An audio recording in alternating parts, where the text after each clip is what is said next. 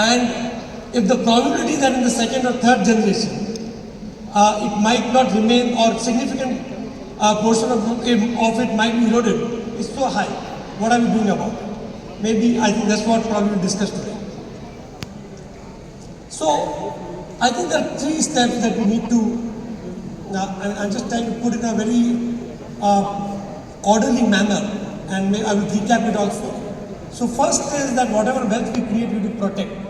And if you don't protect, obviously there's nothing to grow or transfer. And that requires diversification, governance of whatever we do. Many a times we have seen that a small governance or a compliance or integrity issue can wither away the entire wealth.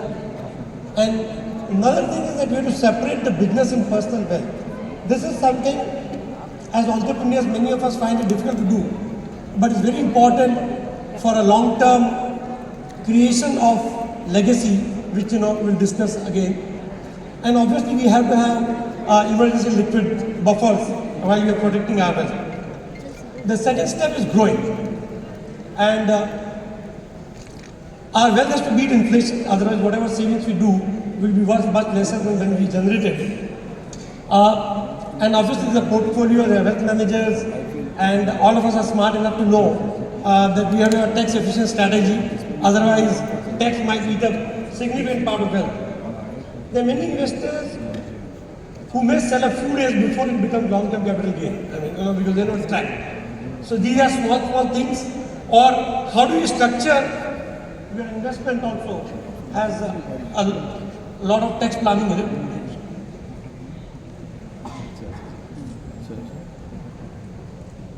To Jain community, I don't have to explain the impact of tax on the wealth. And the third is transfer. This is where most of us think about it, but we do very little. And many times if you see the fights, even in the biggest family in the country, is primarily because there was no will.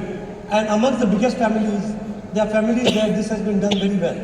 So will, creation of a trust, and family constitution, which is something which might look like academic words, but these are the things that we need to do if we really want to care about our legacy. So there's a smooth handover intergenerational, and God forbid, but any incapacity, then obviously we should have power of attorney, succession and agreement in place. This will require some time and effort, but all of us must do this. Now, so the 3 steps are protect, grow and transfer.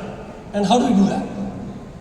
So preserving our wealth across generation is very important, as I spoke about, that in the 3rd generation, 70% of wealthy families would have lost significant part of their wealth. Maybe the Jain community, because we have principles that come from our families, this may not be as bad, but still we need to be careful about it. So, there are many, if you really look at Tatas, you look at Birlas, they created temples, they created hospitals, they created trusts, and there are many people in Jain community also have done this. And if you want to read a book, it's called Vanderbilt, The Fortune's Children. It's such an amazing story because Vanderbilt was the richest man in the world 150 years ago. And his 2nd and 3rd generation, when they came together at a Vanderbilt University, not even one, this is about 1973, not even one family member was even a millionaire. And at one point in time, he owned in the New York Manhattan 6 buildings on the 5th Avenue, and he owned some 16,000 hectares of farmland. These were just among the small properties. He was one of the most successful businessmen in railways and civic. And this book called Vanderbilt, which if you read, you'll understand how everything can be withered away.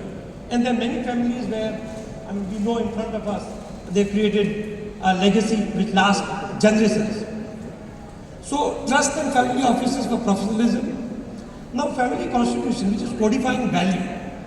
Okay, all of us know Jain, many times we don't invest in stocks which have liquor or cigarette or non-veg food.